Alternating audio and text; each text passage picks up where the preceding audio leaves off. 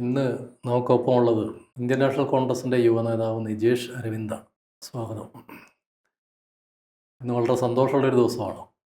വളരെ കാലത്തിന് ശേഷം ഇന്ത്യയിലെ ചെറുപ്പക്കാർ ദില്ലിയിൽ നീണ്ട സമരം ചെയ്തൊരു വിജയം നേടിയിരിക്കുന്നു. അതിശക്തരാണെന്ന് ഭാവിച്ചുകൊണ്ടിരുന്ന നരേന്ദ്രമോദിയെയും അമിത്ഷായെയും ദീർഘനാളത്തെ സഹന സമരത്തിലൂടെ CJP ആണ് സമരത്തിന് മുമ്പിലുള്ളതെങ്കിലും മറ്റ് എല്ലാ രാഷ്ട്രീയ പാർട്ടികളും BJP ഒഴികെ ആ സമരത്തിലുണ്ട്. അവർ ധർമ്മേന്ദ്ര പ്രധാനെ രാജിവെപ്പിച്ചിട്ടുണ്ട്. എങ്ങനെയാണ് ഈ സമരത്തെ കാണുന്നത്? ഞാൻ ഏറ്റവും ആദ്യം നന്ദി പറയുന്നത് ഗാന്ധിജിയോടും നെഹ്റുവിനോടും ഡോക്ടർ BR അംബേദ്കർ ഉൾപ്പെടെ ഇന്ത്യക്കൊരു ഭരണഘടന സംഭാവന ചെയ്ത അന്നത്തെ ദീർഘവീക്ഷണമുള്ള രാഷ്ട്രീയ നേതാക്കളെയാണ്, ഭരണ സാരഥ്യം വഹിച്ചവരെയാണ്.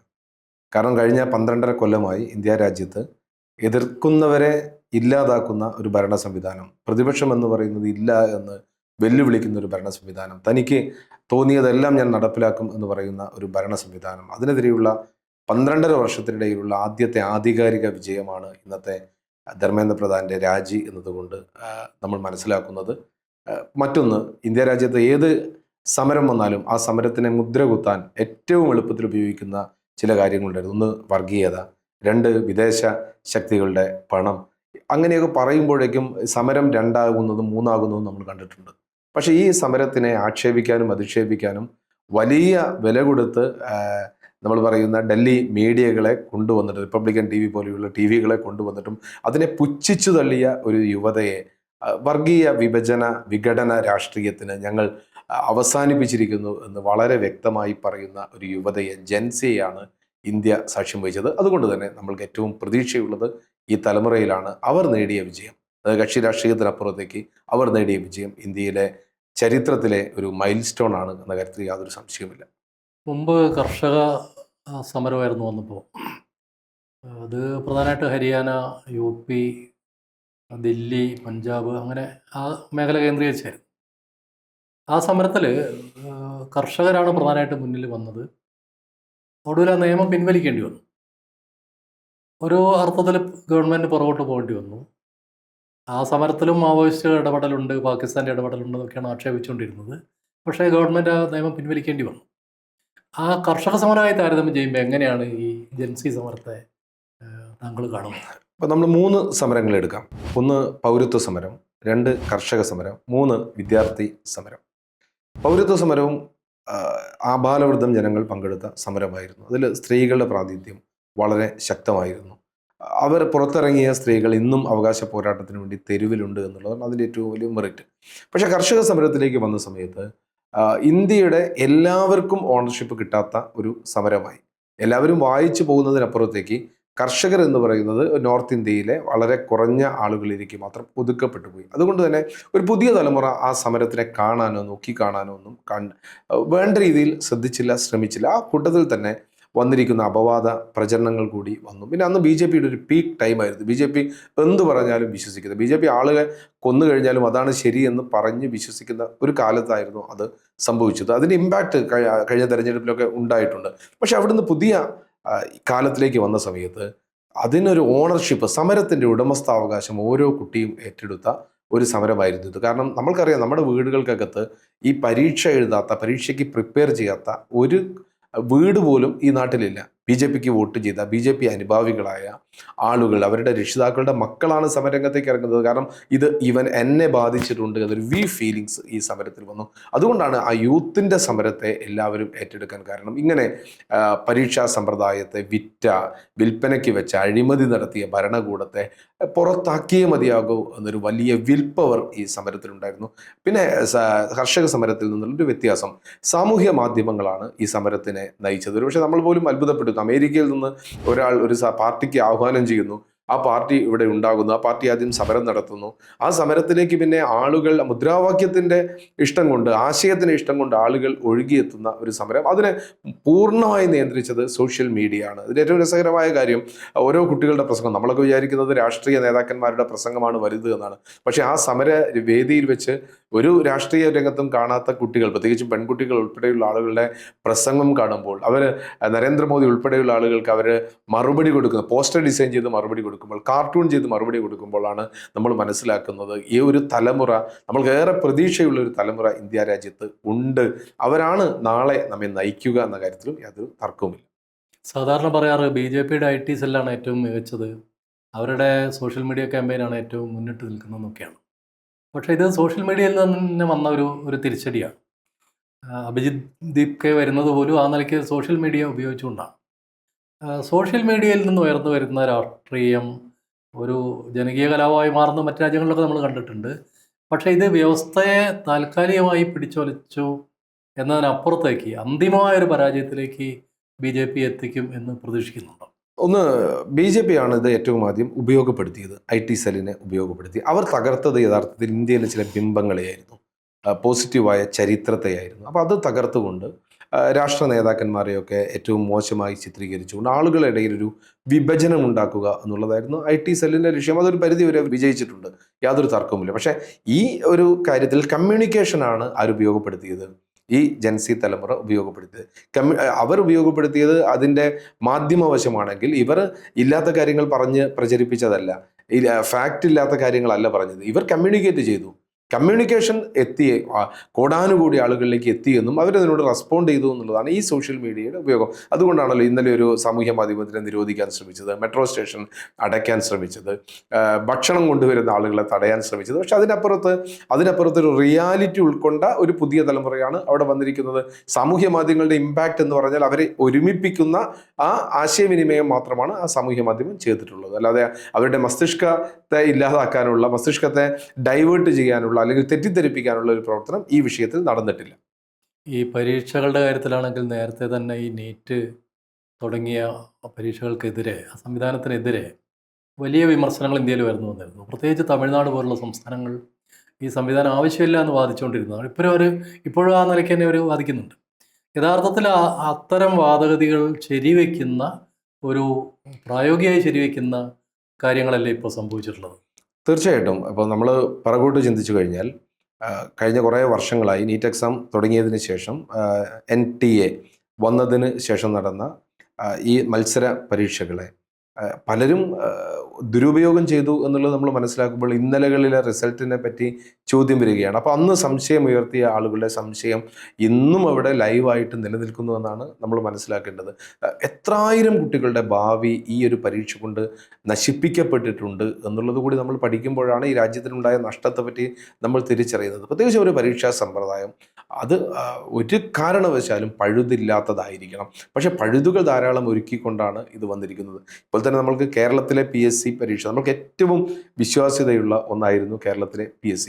പക്ഷേ ഈ അടുത്ത കാലത്ത് മത്സര പരീക്ഷകളൊക്കെ നടത്തുന്ന സ്ഥാപനങ്ങളുമായിട്ട് ഉടമകളുമൊക്കെയായി സംസാരിക്കുന്ന സമയത്ത് അവർ പറയുന്നത് കഴിഞ്ഞ കുറച്ചു കാലമായി PSC ലിസ്റ്റിലൂടെ പുറത്തു വന്ന് ജോലിക്ക് വന്ന ആളുകളുടെ കാര്യത്തിൽ ഞങ്ങൾക്കൊക്കെ സംശയമുണ്ട് എന്ന് പറയുന്നത്. പ്രത്യേകിച്ചും ചില ഫോഴ്സുകളിലേക്ക്, അതായത് ബൾക്കായിട്ട് ആളുകളെ റിക്രൂട്ട് ചെയ്യുന്ന ഫോഴ്സുകൾ, പോലീസ് ഫോഴ്സ് ഉൾപ്പെടെയുള്ള കാര്യങ്ങളിലേക്ക് റിക്രൂട്ട് ചെയ്ത ആളുകളെ പറ്റി ഞങ്ങൾക്കൊക്കെ സംശയമുണ്ട് എന്ന് പറയുന്ന ഒരിടത്തേക്ക് കാര്യങ്ങൾ എത്തിയിരിക്കുന്നു. നമ്മൾക്കറിയാം, മുമ്പ് യൂണിവേഴ്സിറ്റി കോളേജിൽ ഉണ്ടായ ഒരു തർക്കത്തിൻ്റെ ഒരു സംഘടനത്തിൻ്റെ ഭാഗമായി ഒരേ രാഷ്ട്രീയ പാർട്ടികൾ പരസ്പരം ഏറ്റുമുട്ടിയപ്പോൾ അതിൽ പിടിക്കപ്പെട്ട ആളുകൾ PSC റാങ്ക് ലിസ്റ്റിൽ 1, 2, 3 ഒക്കെ സ്ഥാനത്തുള്ള ആളുകളാണ്. അവരെ അതേ പരീക്ഷ ഇപ്പുറത്ത് പോലീസുകാർ എഴുതിക്കാൻ തുടങ്ങിയപ്പോൾ അവർക്ക് 0 മാർക്കായിരുന്നു എന്ന് പറയുന്നത് ഒരു വല്ലാത്ത, ഒരു പക്ഷേ ടേക്കപ്പ് ചെയ്യപ്പെടാത്ത ഒരു പൊളിറ്റിക്സ് ആയിരുന്നു. യഥാർത്ഥത്തിൽ കേരളം വലിയ തോതിൽ ടേക്കപ്പ് ചെയ്യേണ്ട ഒരു പൊളിറ്റിക്സ് ആയിരുന്നു. പക്ഷെ അത് അന്നത്തെ ഒരു പക്ഷേ ഭരണകൂടത്തിൻ്റെയോ അല്ലെങ്കിൽ മറ്റ് രാഷ്ട്രീയ സാഹചര്യങ്ങളിലോ ടേക്കപ്പ് ചെയ്യപ്പെട്ടിട്ടില്ല. പരീക്ഷ എന്ന് പറയുന്നത് അതിനെ കൃത്യമായി നടത്തി കൊണ്ടുപോകേണ്ട ഉത്തരവാദിത്തം അത് ഗവൺമെൻറ്റിൻ്റെതാണ്. നമ്മൾ തന്നെ തിരിഞ്ഞു നോക്കുമ്പോൾ ഇപ്പം നെഹ്റു മുന്നോട്ട് വെച്ച വിദ്യാഭ്യാസ സ്ഥാപനങ്ങളും വിദ്യാഭ്യാസ സമ്പ്രദായങ്ങളുടെയും ശരിയെ പറ്റിയാണ് ഇന്ന് നമ്മൾ ചിന്തിച്ചു പോകുന്നത്. ഈ സമരത്തിൽ തുടക്കത്തിൽ പ്രതിപക്ഷ പാർട്ടികൾ, കോൺഗ്രസ് ഉൾപ്പെടെ ആശങ്കയോടെയാണ് അതിനെ കണ്ടത്. കാരണം അവരുടെ മുമ്പ് അണ്ണാ ഹസാരെ തുടങ്ങിയ ഒരു സമരത്തിൻ്റെ അനുഭവമുണ്ട്. അത് പിന്നീട് പല കഴിവുകളായി മാറി, പിന്നീട് ഒടുവിൽ BJPയുടെ തന്നെ ഒരു സപ്പോർട്ടിംഗ് ഫോഴ്സായിട്ട് ചുരുങ്ങിപ്പോയി. അതുകൊണ്ട് തന്നെ ഈ സമരം തുടങ്ങുമ്പോൾ വലിയ ആശങ്കയിലാണ് അവർ നിന്നിരുന്നത്. പക്ഷേ അതിൻ്റെ നിർണായക ഘട്ടത്തിൽ രാഹുൽ ഗാന്ധിയും ഇന്ത്യ സഖ്യത്തിലെ കക്ഷികളുമൊക്കെ രംഗത്തിറങ്ങുകയും അവർ ആ സമരത്തെ ജനകീയമാക്കി മാറ്റാൻ ശ്രമിക്കുകയും ചെയ്തു. സത്യത്തിൽ ഇന്ത്യ സഖ്യത്തിൻ്റെ രാഷ്ട്രീയമായൊരു പുതിയ ഇടപെടലിനുള്ള സാധ്യതയല്ലേ ഈ സമരം തുറന്നു കൊടുത്തു? നമ്മളത് രണ്ടായിട്ട് കാണണം. ഒന്ന്, വിദ്യാർത്ഥി വിഷയങ്ങൾ ഉണ്ടാകുമ്പോൾ ഒരു വ്യവസ്ഥാപിത രാഷ്ട്രീയ പാർട്ടികൾ ചെയ്യുക അവരുടെ വിദ്യാർത്ഥി സംഘടന സമരരംഗത്തേക്ക് ഇറങ്ങുക എന്നുള്ളതാണ്. ശ്രദ്ധിക്കപ്പെടാതെ പോയത് ഈ സമരത്തിലും ഏറ്റവും ആദ്യം സമരരംഗത്തേക്ക് ഇറങ്ങിയത് NSUI ആയിരുന്നു. മെയ് മാസം തന്നെ അവർ പാർലമെന്റ് മാർച്ച് നടത്തിയിരുന്നു. അവിടെ പോലീസ് ലാത്തിചാർജൊക്കെ ഉണ്ടായിരുന്നു. പിറ്റേ ദിവസം ഗുജറാത്തിൽ വെച്ചാണ് ധർമ്മേന്ദ്ര പ്രധാനെ ആദ്യമായിട്ട് തടയുന്നതും കരിങ്കൊടി കാണിക്കുന്നതും. അഹമ്മദാബാദിൽ വെച്ച് NSUI ആയിരുന്നു. പിന്നീട് അദ്ദേഹത്തിന്റെ വീട്ടിൽ, ഭുവനേശ്വറിന്റെ വീട്ടിലേക്ക് 2 തവണയാണ് അവിടുത്തെ NSUയും യൂത്ത് കോൺഗ്രസ് കൂടി മാർച്ച് നടത്തിയത്. രാഹുൽ ഗാന്ധി പിന്നീട് ഛാത്രോം കി ഗുഞ്ച് എന്ന് പറഞ്ഞുകൊണ്ട് രാജസ്ഥാനിലെ കോട്ടയിൽ 10,000 വിദ്യാർത്ഥികളെ സംഘടിപ്പിച്ചുകൊണ്ട് ഇതിനെ പറ്റി ഒരു വലിയ സമര പരിപാടി നടത്തി. പിന്നീട് അത് ഡെറാഡൂണിൽ വെച്ച് നടത്തി.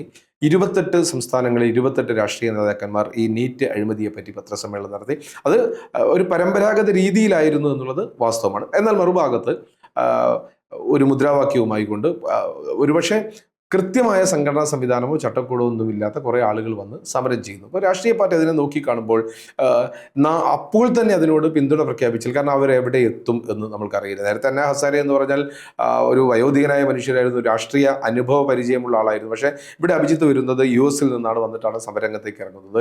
നമ്മൾക്ക് സമരം ചെയ്ത ആളുകളുടെ പൊളിറ്റിക്കൽ ബാക്ക്ഗ്രൗണ്ട് അല്ലെങ്കിൽ അവരുടെ സാമൂഹ്യ പ്രവർത്തനത്തിന്റെ ബാക്ക്ഗ്രൗണ്ടും നമുക്ക് അറിയില്ലായിരുന്നു. അതുകൊണ്ട് തന്നെ ഒറ്റയടിക്ക് സപ്പോർട്ട് ചെയ്യാൻ അവരെ സമരത്തിന്റെ ഭാഗമായിട്ടോ ഇല്ല. എന്നാൽ ഒരു ഘട്ടത്തിൽ പോലും ആ സമരത്തിനെയോ സമരത്തിന്റെ മുദ്രാവാക്യത്തിനെയോ ഇന്ത്യ സഖ്യം തള്ളി പറഞ്ഞിട്ടില്ല. പിന്നെ എന്നാണ് ഒരു നിർണായക ദിവസം വന്നത് എന്ന് പറഞ്ഞാൽ അവർ നടത്തിയ പാർലമെന്റ് മാർച്ച്. അവരുടെ നിരാഹാരം ചെയ്ത ആളുടെ അറസ്റ്റ് ചെയ്ത് കൊണ്ടുപോകുന്നു, പാർലമെന്റ് മാർച്ചിലേക്ക് എത്തുന്നു. ആ പാർലമെന്റ് മാർച്ചിൽ ഉണ്ടായ പോലീസ് അതിക്രമം, ഡൽഹി പോലീസും പട്ടാളവും ചേർന്നുകൊണ്ട് അവരെ അടിച്ചമർത്തിയതാണ് യഥാർത്ഥത്തിൽ ഒരു ഇന്ത്യക്കാരനെ വല്ലാതെ പ്രയാസപ്പെടുത്തിയും പ്രകോപിപ്പിച്ചതും. അത് കണ്ട, അവരെ നേരിൽ പോയി ആശുപത്രിയിൽ പോയി കണ്ട, വളരെ ഗുരുതരാവസ്ഥയിൽ കഴിയുന്ന ഒരു പെൺകുട്ടി ഉൾപ്പെടെയുള്ള ആളുകളെ ആശുപത്രിയിൽ പോയി കണ്ടപ്പോൾ പെല്ലറ്റുകൾ ഉപയോഗിച്ചു. പക്ഷേ ഇന്ത്യയുടെ ചരിത്രത്തിൽ പോലും ഇല്ലാത്ത രീതിയിൽ പെല്ലറ്റുകൾ ഉപയോഗിച്ച ആളുകളെ, നമ്മുടെ യുവാക്കളെ വെടിവെച്ച ഒരു പോലീസ് സേന എന്ന് പറയുന്നത് വല്ലാത്ത വൈകാരികമായ വിഷയമാണ്. ആ വൈകാരിക വിഷയത്തിനോടാണ് ഇന്ത്യയിലൊരു പൗരന്, സമരം ചെയ്യുന്ന ഒരു പൗരന്, അവർ രാഷ്ട്രീയ ബാനർ ഏതോ ആവട്ടെ, ആ പൗരന് ക്രൂരമായി മർദ്ദിച്ചതിനെതിരെയുള്ള ഒരു പ്രതിഷേധ പോർമുഖമാണ് രാഹുൽ ഗാന്ധിയുടെ നേതൃത്വത്തിൽ തുടങ്ങിയത്. നമുക്കറിയാം, ഇന്നത്തെ ഒരു സംവിധാനത്തിൽ ഡൽഹിയിൽ ഒരു ശ്രദ്ധിക്കപ്പെടുന്ന സമരം ചെയ്യുന്നതിന് ഒരുപാട് പരിമിതികളുണ്ട്. ജന്തർ മന്ദറിന് അപ്പുറത്തും ഇപ്പുറത്തും സമരം അനുവദിക്കപ്പെട്ടില്ല. അപ്പോൾ പ്രധാനമന്ത്രിയുടെ ഓഫീസിന് മുന്നിലേക്ക് ഒരു സമരം 3.5 മണിക്കൂർ നീണ്ടു നിന്ന ഒരു സമരം, രാജ്യത്തിന്റെ പ്രതിപക്ഷ നേതാവിനെ, അടിയന്തരാവസ്ഥ കാലത്ത് പോലും ഇല്ലാത്ത രീതിയിൽ രാജ്യത്തിന്റെ പ്രതിപക്ഷ നേതാവിനെ വലിച്ച് ഇഴച്ചു കൊണ്ടുപോകുന്ന ഒരു സമരം. എന്നാൽ അവിടെ വെച്ച് പിന്മാറിയിട്ടില്ല. പിറ്റേ ദിവസവും ആ സമരത്തിനെ ക്യാൻവാസ് വർദ്ധിപ്പിച്ചുകൊണ്ട് ആ സമരത്തിന് മുന്നോട്ട് കൊണ്ടുപോവുകയാണ് രാഹുൽ ഗാന്ധി എന്ന പ്രതിപക്ഷ നേതാവ് ചെയ്തത്. അതുവരെയുള്ള പാർലമെന്റിൽ ചർച്ച എന്ന് പറഞ്ഞിരുന്നെങ്കിൽ ഇനി പ്രധാന രാജിയില്ലാതെ ചർച്ചയില്ല എന്നൊരു വലിയ പൊളിറ്റിക്കൽ സ്റ്റാൻഡ് എടുക്കാൻ പ്രതിപക്ഷ നേതാവ് ശ്രീ രാഹുൽ ഗാന്ധി നേതൃത്വം നൽകുന്ന ഇന്ത്യ സഖ്യത്തിന് സാധിച്ചിട്ടുണ്ട്. അപ്പോൾ ഈ സമരത്തിന് ആ രീതിയിൽ വളർന്നു വലുതായപ്പോൾ ലക്ഷ്യത്തിന് വേണ്ടി ഒരുമിച്ച ഒരു ടീമായിട്ടാണ് നമ്മൾ ഈ സമരത്തിനെ കാണുന്നത്. ഞാൻ നേരത്തെ പറഞ്ഞ പോലെ ഇന്ത്യ ചരിത്രത്തിൽ ഒരു നാഴികക്കല്ലായിട്ടാണ് ഈ സമരത്തിന്റെ അനുബന്ധ സമരങ്ങളും മാറിയിട്ടുള്ളൂ. ഈ സമരവുമായി ബന്ധപ്പെട്ട് BJPയുടെ മുതിർന്ന നേതാവ് മുരളി മനോഹർ ജോഷിയുടെ ഒരു പ്രസ്താവന ഉണ്ടായിരുന്നു. നമ്മുടെ RSSൻ്റെ അല്ലെങ്കിൽ BJPയുടെ സാമൂഹ്യ അടിത്തറയിൽ നിന്നുള്ള ആളുകളാണ് ഈ സമരം ചെയ്യുന്നത്. ഒരുപക്ഷെ അത് ഉത്തരേന്ത്യയിലെ ഹൃദയഭൂമിയിൽ നിന്ന് ഉയർന്നു വന്ന ഒരു സമരമാണ്. വിദ്യാസമ്പന്നരായ ഇടത്തരം കുടുംബങ്ങളിൽ വന്ന സാമാന്യ സാമ്പത്തിക ശേഷിയുള്ള വിദ്യാർത്ഥികളാണ് ഈ സമരരംഗത്തുള്ളത്. അതെല്ലാം BJP നേടിയെടുത്ത സാമൂഹ്യ അംഗീകാരത്തിൻ്റെ ഒരു വിഭജനം ഇന്ത്യൻ രാഷ്ട്രീയത്തിൽ സംഭവിക്കുന്നതിൻ്റെ ഒരു സൂചനയായിട്ട് കാണേണ്ടതുണ്ടെന്ന് തോന്നുന്നുണ്ട്. എങ്ങനെയാണ്? തീർച്ചയായിട്ടും. ഇപ്പം നമ്മളിപ്പോൾ കേരളത്തിൽ വെച്ച് നോക്കുന്ന സമയത്ത് നേരത്തെ വളരെ സെക്യുലർ ആയിരുന്ന ഒരുപാട് ആളുകൾ അവരൊന്ന് പുറത്തെന്ന് പറഞ്ഞാൽ ഗൾഫിൽ പോവേണ്ട, അല്ലെങ്കിൽ വിദേശ രാജ്യത്ത് പോവേണ്ട, ഒന്ന് കോയമ്പത്തൂരിലോ BJP ഇല്ലാത്ത കോയമ്പത്തൂരിലോ ചെന്നൈയിലോ ബാംഗ്ലൂരിലോ മംഗലാപുരത്തോ പോയി തിരിച്ചു വരുമ്പോൾ അവരൊരു മോദി ഫാനായി തിരിച്ചു വന്ന ഒരു ചരിത്രം കഴിഞ്ഞ 10 കൊല്ലം കൊണ്ട് ഉണ്ടായിരുന്നു. അപ്പോൾ ആ ഒരു യൂത്തിനെയായിരുന്നു നേരത്തെ നമ്മൾ പറഞ്ഞതുപോലെ സാമൂഹ്യ മാധ്യമങ്ങളിലൂടെ മസ്തിഷ്ക പ്രക്ഷാളനം നടത്തി സ്വന്തമാക്കി മാറ്റിയത്. അതൊരു 10 വർഷം നീണ്ടു നിന്നൊരു പ്രോസസ്സായിരുന്നു. പക്ഷേ കഴിഞ്ഞ ലോക്സഭാ തെരഞ്ഞെടുപ്പ് കാലം മുതൽ തന്നെ അത് താഴോട്ട് വീഴാൻ തുടങ്ങി എന്നുള്ളത് നമ്മൾ ഫീൽ ചെയ്തു. അപ്പോൾ അതിൻ്റെ ഒരു അടുത്ത ജനറേഷൻ, അവിടെയാണത് ജാതിയും മതവും വർഗവും വർണ്ണവത്തിനൊക്കെ അപ്പുറത്ത് ഒരു എയിം വെച്ചുകൊണ്ട് പുറത്തിറങ്ങുന്നു. അതാണ് ഞാൻ നേരത്തെ സൂചിപ്പിച്ചത്. BJPക്ക് വോട്ട് ചെയ്ത ആളുകളുടെ മക്കളാണ് സമരരംഗത്തേക്ക് ഇറങ്ങിയത്. അവരെ സംബന്ധിച്ചോളം അവരെ ഹാൻഡിൽ ചെയ്യാൻ, അവരെ പിടിക്കാൻ ഉള്ള മെഷീനറി BJPയിൽ നിന്ന് നഷ്ടപ്പെട്ടു പോയിരിക്കുന്നു. BJP ആ കാര്യത്തിൽ പിറകിൽ നിൽക്കുന്നു. അല്ലെങ്കിൽ അവരെ അഡ്രസ് ചെയ്യാൻ ആരും തയ്യാറല്ല, BJP തയ്യാറല്ല. അതിന് ഏറ്റവും വലിയ എക്സാമ്പിൾ, രാജ്യത്തിന്റെ പ്രധാനമന്ത്രി നട്ടപ്പാതിരയ്ക്ക് വന്ന് പരിഭ്രാന്തിയോടുകൂടിയാണ് രാജ്യത്തിനെ അഭിസംബോധന ചെയ്യുന്നത്. അങ്ങനെ ഒരു സംഭവം അതെ, അദ്ദേഹത്തിന് ഒരിക്കൽ പോലും നമ്മൾ ആ ഒരു മേക്കപ്പ് ഇതിൽ അദ്ദേഹത്തെ കണ്ടിട്ടില്ല. അപ്പൊ അദ്ദേഹം പറയുന്നത് വളരെ പരിഭ്രാന്തിയിലാണ് പറയുന്നത്. അപ്പൊ തന്നെ നമുക്കറിയാം കാര്യങ്ങൾ കൈവിട്ടു പോയി തുടങ്ങിയിട്ടുണ്ട് എന്ന് അവസ്ഥ. 2 ദിവസം മുമ്പാണ് അദ്ദേഹം NDA യോഗം വിളിച്ചു പറഞ്ഞത്, പരീക്ഷ നടത്തി എല്ലാം സെറ്റിലായി കഴിഞ്ഞ് ഇനി നമുക്ക് അടുത്ത പണിക്ക് പോവാമെന്ന് പറഞ്ഞു. നമ്മൾ കുറച്ചുകൂടി പുറകോട്ട് ചിന്തിച്ചാൽ കഴിഞ്ഞ ലോകസഭ 24 മുമ്പുള്ള ലോകസഭയിൽ അദ്ദേഹം ഇങ്ങനെ ഒരു വിഷയത്തെയും അഡ്രസ് ചെയ്തിട്ടില്ല. എല്ലാം പരിഹാസമായിരുന്നു. നോട്ട് നിരോധനത്തെ പറ്റി പറഞ്ഞാൽ, ക്യൂ നിന്ന് ആളുകൾ മരണപ്പെട്ടതിനെ പറ്റി പറഞ്ഞാൽ പരിഹസിക്കുക മാത്രം ചെയ്ത മോദി നട്ടപ്പാതിരയ്ക്ക് പരിഭ്രാന്തനായി എഴുന്നേറ്റ് വന്നിട്ടുണ്ടെങ്കിൽ അത് തന്നെയാണ് നേരത്തെ പറഞ്ഞ ടേൺ ഔട്ട്. അത് ഒരു സംശയവുമില്ല. മുരളി മനോഹർ ജോഷി അദ്ദേഹം ജീവിച്ചിരിപ്പുണ്ട് എന്ന് BJP-കാരന് ബോധ്യപ്പെട്ടത് ഇപ്പോഴാണ്. കാരണം അദ്ദേഹം ഒരു സാമൂഹ്യ വിഷയം ഉയർത്തി. അതുമാത്രമല്ല, ഇന്ത്യ രാജ്യത്തുള്ള സാംസ്കാരിക കായിക മേഖലയിലെ പ്രമുഖരൊക്കെ ഒറ്റ സ്വരത്തിലാണ് ഈ വിഷയത്തിൽ പ്രതികരിച്ചിട്ടുള്ളത്. സച്ചിൻ ടെണ്ടുൽക്കർ ആവട്ടെ, അങ്ങനെയുള്ള ഒരുപാട് ആളുകൾ പ്രതികരിച്ചിട്ടുണ്ട്. അത് എനിക്ക് തോന്നുന്നില്ല അടുത്ത കാലത്തൊന്നും അങ്ങനെ ഒരു വിഷയത്തിന് ഒരേ പ്രതികരണം നടന്ന സംഭവം ഉണ്ടായിട്ടില്ല. അപ്പോൾ ഇന്ത്യ അത് ഏറ്റെടുത്തു എന്നുള്ളതാണ് ഈ സമരത്തിൻ്റെ ഒരു പ്രത്യേകത. മഹാത്മാഗാന്ധി വെടിയേറ്റ് വീണ ബിർള മന്ദിരത്തിലേക്കാണ് ഇന്ത്യ സഖ്യത്തിൻ്റെ നേതാക്കൾ യാത്ര ചെയ്യുന്നത്. അജിത് കെ വരുമ്പോൾ അദ്ദേഹത്തിൻ്റെ കയ്യിലുള്ളത് അംബേദ്കറുടെ ചിത്രവും ഇന്ത്യൻ ഭരണഘടനയുടെ കോപ്പിയുമാണ്. ഗാന്ധിയെയും അംബേദ്കറെയും ഏതോ നിലയ്ക്ക് ഒന്നിപ്പിക്കുന്ന ഒരു രാഷ്ട്രീയം ഈ സമരത്തിൻ്റെ ഭാഗമായി പടിപടിയായി രൂപപ്പെട്ടു വന്നതായിട്ട് തോന്നുന്നുണ്ട്. എങ്ങനെയാണ് അതിനെ നമ്മൾ വിശകലനം ചെയ്യുക? ഏകദേശം ഒരു വർഷം മുമ്പ് കോൺഗ്രസിന്റെ സമ്മേളനം കഴിഞ്ഞ് പ്രഖ്യാപനം നടത്തിയ സമയത്ത് പറഞ്ഞ ഒരു മുദ്രാവാക്യം ജയ് ബാപ്പു, ജയ് ഭീം, ജയ് സംവിധാൻ എന്നായിരുന്നു. യഥാർത്ഥത്തിൽ ഇന്ത്യയുടെ ആത്മാവ് നിലകൊള്ളുന്നത് ഇത് മൂന്നിലും കൂടിയാണ്. നമ്മൾ ഇന്ത്യയിൽ ഏത് ഗ്രാമങ്ങളിൽ പോയാലും അവിടെ സാധാരണക്കാരൻ ഹൃദയത്തിൽ കൊണ്ടു നടക്കുന്ന 2 പേരാണ്. ഒന്ന് ഗാന്ധിയുടെ പേരും ഒന്ന് അംബേദ്കറിന്റെ പേരും. നമ്മൾക്ക് എന്തുകൊണ്ട് അംബേദ്കർ പൊളിറ്റിക്സ് ഇത്ര വലുതായില്ല എന്ന് നമുക്ക് സംശയപ്പെടും. പക്ഷേ ഗ്രാമങ്ങൾക്കകത്ത് ആരുണ്ട്? അംബേദ്കർ ഉണ്ട്. കാരണം അത് ഇന്ത്യൻ ഭരണഘടനയുമായി ബന്ധപ്പെട്ട് കിടക്കുന്നതാണ്. ഞാൻ ആദ്യത്തെ ചോദ്യത്തിന് മറുപടി പറഞ്ഞത് ഭരണഘടന ഉള്ളത് കൊണ്ടാണല്ലോ നമ്മളിങ്ങനെ വന്ന് ഇരിക്കുകകൂടി ചെയ്യുന്നത്. അതിൻ്റെ പ്രാധാന്യം നഷ്ടപ്പെട്ട കാലത്താണ് അതിന് തിരിച്ചു കൊണ്ടുവരുന്നത്. ഞാനവിടെ രാഹുൽ ഗാന്ധിയോട് ഏറ്റവും കൂടുതൽ അടുത്ത് നിൽക്കുന്നത്, രാഹുൽ ഗാന്ധി എന്ന് പറയുന്ന രാഷ്ട്രീയക്കാരൻ, ഒരുപാട് വിമർശനങ്ങൾ ഏറ്റുവാങ്ങിയ ആ രാഷ്ട്രീയ നേതാവ്, അദ്ദേഹത്തിൻ്റെ ഭാരത് ജോഡോ യാത്ര കഴിഞ്ഞ് പുറത്ത് ഇറങ്ങുമ്പോഴേക്കും അദ്ദേഹം ഉയർത്തിപ്പിടിക്കുന്നത് ഇന്ത്യയുടെ ഭരണഘടനയാണ്. ഭരണഘടന തൊടാത്ത ഒരു സമരപരിപാടിയിലോ ഒരു പാർലമെന്റ് സ്പീച്ചിന് പോലും അദ്ദേഹം തയ്യാറില്ല. കാരണം അദ്ദേഹം അത്രയ്ക്ക് അതിനെ പ്രൊമോട്ട് ചെയ്യുന്നുണ്ട്. ഒരു പക്ഷേ സാവകാശമാണെങ്കിലും ആ ഭരണഘടനയുടെ പ്രൊമോഷൻ, ഭരണഘടനയുടെ ഒരു അന്തസത്ത, ജനങ്ങളുടെ ഒരു പ്രതിസന്ധി വരുമ്പോൾ അത് ഞങ്ങൾക്ക് പരിഹാരം തരുന്ന ഒരു മരുന്നാണ് അന്തസത്ത എന്ന് തോന്നുന്നിടത്തേക്ക് എത്തിയിട്ടുണ്ട്. ആ ഒരു സ്പേസിലാണ് ഇപ്പോൾ അഭിജിത്ത് ദിൻകർ ഉൾപ്പെടെയുള്ള ആളുകൾ കടന്നു വന്നിട്ടുള്ളത്. തീർച്ചയായും ഭാവിയുടെ നാളെയുടെ ഇന്ത്യ ഈ ഒരു പറഞ്ഞ ഈ ത്രയത്തിൽപ്പെട്ട് ചുറ്റിപ്പിടിച്ചുകൊണ്ട് തന്നെയാണ് മുന്നോട്ട് പോവുക. ഈ സമരം ഇനിയും മുന്നോട്ട് പോകും, ഈ സമരത്തിൻ്റെ രാഷ്ട്രീയം ഇനിയും മുന്നോട്ട് പോകും എന്ന് തന്നെ പ്രതീക്ഷിക്കാവുന്ന. അവിടെ പ്രതിപക്ഷം എന്ന് പറയുന്ന എതിർ ശബ്ദങ്ങൾ ഉണ്ടാകുമ്പോഴാണല്ലോ പ്രതിപക്ഷമാവുന്നത്. ഇപ്പോൾ വിഷയങ്ങൾ മാറിയേക്കാം. ഇപ്പോൾ ഇന്ന് ഈ വിഷയം അഡ്രസ്സ് ചെയ്യപ്പെട്ടു, അതിലൊരു വിജയത്തിലെത്തി നിൽക്കുന്നു. ഇന്ത്യ കണ്ട ഏറ്റവും വലിയ വിഷയം വീണ്ടും നിൽക്കുന്നുണ്ട്. കാരണം അമ്പലക്കൊള്ള, ചെറിയ ചെറിയ കൊള്ളകൾ കഴിഞ്ഞ് അയോധ്യ രാമക്ഷേത്രം, നമ്മൾക്ക് 90-കൾക്ക് ശേഷമുള്ള അല്ലെങ്കിൽ 80-കളുടെ അവസാനം മുതലുള്ള ഇന്ത്യയുടെ ഭാവി നിർണയിച്ചത് ആ ശ്രീറാം എന്ന് പറയുന്ന ഒറ്റ വാക്കാണ്. അല്ലെങ്കിൽ അയോധ്യ എന്ന് പറയുന്ന 3 അക്ഷരമാണ്. 10,000-കണക്കിന് ആളുകളാണ് അയോധ്യ എന്ന പേരിൽ മരണപ്പെട്ടിട്ടുള്ളത്. വർഗീയ കലാപത്തിന്റെ എണ്ണമില്ല. ഒരുപക്ഷെ വിഭജന കാലത്ത് തുടങ്ങി ഗാന്ധിയുടെ മരണത്തോടുകൂടി അസ്തമിച്ച വർഗീയ ലഹളകൾ വീണ്ടും ആരംഭിക്കുന്നത് ഈ 90-കൾക്ക് ശേഷമുള്ളൊരു മൂവ്മെന്റിലാണ്. ആ മൂവ്മെന്റിൽ ജീവൻ നഷ്ടപ്പെട്ടവർ, വീട് നഷ്ടപ്പെട്ടവർ, എല്ലാം നഷ്ടപ്പെട്ടവരുടെ എണ്ണം നമ്മൾക്ക് എണ്ണി തിട്ടപ്പെടുത്താൻ കഴിയില്ല. അത് ഗുജറാത്ത് കലാപം വരെ അതിൻ്റെ ഒരു ബൈ പ്രോഡക്റ്റ് ആയിട്ടാണ് വരുന്നത്. അങ്ങനെ പേര് പറഞ്ഞ്, ആ ദൈവത്തിൻ്റെ പേര് പറഞ്ഞ് അവിടെ നിന്ന് മോഷണം നടത്തിയ അതിൻ്റെ ആളുകളെ തുറന്നു കാണിക്കാനുള്ള ഒരു വല്ലാത്ത അവസരമാണ്. ഇന്ത്യയിൽ ചർച്ച ചെയ്യപ്പെടാൻ പോകുന്നത് BJP-യുടെ ഈ കപട ഹിന്ദുത്വവും കപട ഈ ശ്രീറാമനോടുള്ള അടുപ്പവും ഒക്കെയാണ് ചർച്ച ചെയ്യപ്പെടാൻ പോകുന്നത്. അടുത്ത വിഷയം അത് ഇന്ത്യയിലെ എല്ലാവരെയും ബാധിക്കുക എന്ന് പറഞ്ഞാൽ പറഞ്ഞാൽ എത്രയോ കാലമായി അവർ തലച്ചോറിലും ഹൃദയത്തിലും സൂക്ഷിച്ചു വരച്ച ചില ബിംബങ്ങൾ ഉടഞ്ഞു വീഴുന്നതിന് സാക്ഷ്യം വഹിക്കുന്ന ഒരു തലമുറയായിട്ട് നമ്മളൊക്കെ മാറുന്നു. ഞാനൊക്കെ ആഗ്രഹിച്ചത് നമ്മുടെ ജീവിതകാലത്ത് തന്നെ അത് അവസാനിക്കേണ്ടതായിരുന്നു എന്നുള്ളതാണ്. ആ ഒരു ഉണ്ടാക്കിയ ഒരു കാര്യം രഥയാത്രയിലൂടെ കൊണ്ടുവന്നത് ഈ മോദിയുടെ ഈ കുത്തക ഭരണം തീരുന്നതിന് മുമ്പ് തന്നെ അത് പൊട്ടിത്തകരുക എന്നുള്ളത്, അവിടെ നമ്മൾ ഇന്ത്യ രാജ്യം എത്തി എന്നുള്ളതാണ്. അപ്പോൾ നാളെ അതും പാർലമെന്റ് തുടങ്ങുമ്പോൾ തന്നെ അടുത്ത ചർച്ചയിലേക്ക് അത് പോകും. ചർച്ച അവിടെയും തീരുന്നില്ല. ഒരുപാട് വിഷയങ്ങൾ കേന്ദ്ര ഗവൺമെന്റ്, നമ്മളെ പെട്രോൾ വിഷയങ്ങളാണെങ്കിലും ശരി, അങ്ങനെ ഒരുപാട് വിഷയം യഥാർത്ഥത്തിൽ നമ്മൾ ചർച്ച ചെയ്യപ്പെടേണ്ടത് ഇന്ത്യയുടെ ഒരു പരമാധികാരവും രാജ്യത്തിന്റെ സ്വത്വവും പണയം വെച്ച ഈ 12 കൊല്ലമാണ് നമ്മളുള്ളത്. പാകിസ്ഥാൻ ഇറാൻ യുദ്ധത്തിൽ പാകിസ്ഥാൻ മധ്യസ്ഥത വഹിക്കുന്നു എന്ന് പറയുമ്പോഴാണ് യഥാർത്ഥം നമ്മൾ ഇന്ത്യയെ പറ്റി ആലോചിക്കുന്നത്. ഇന്ത്യയായിരുന്നു ചേരിചേരാൻ നയക്കാലം മുതൽ ലോകരാഷ്ട്രങ്ങളുടെ പ്രശ്നങ്ങളിൽ ഇടപെട്ടത്. പലസ്തീൻ ആവട്ടെ, ബംഗ്ലാദേശ് ആവട്ടെ, ഒന്നുമല്ലാതായ ആഭ്യന്തര കലാപം കൊണ്ട് രൂക്ഷമായ ഒരു പ്രധാനമന്ത്രി പോലും അതിജീവിക്കാത്ത പാകിസ്ഥാൻ അവിടെ മധ്യസ്ഥത വഹിക്കുന്നു എന്ന് പറയുന്നിടത്ത് വെച്ചാണ് നമ്മൾ പുതിയൊരു രാഷ്ട്രീയം തുടങ്ങേണ്ടത്. തീർച്ചയായിട്ടും നമുക്ക് ഭാവിയിൽ കുറെ കൂടി തീക്ഷ്ണമായ രാഷ്ട്രീയ സമരങ്ങൾ പ്രതീക്ഷിക്കാം.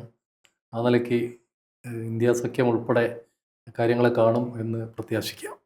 തീർച്ചയായിട്ടും.